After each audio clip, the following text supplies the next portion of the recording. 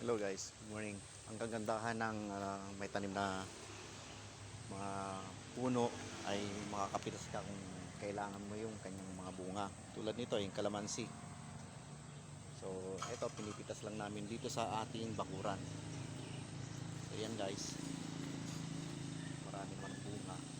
So, kailangan pinitas tayo para sa pagmamarinade natin ng ating ulam. So, ito pinipili lang natin yung ating mga bunga na maayos, so kaya medyo pahinog na.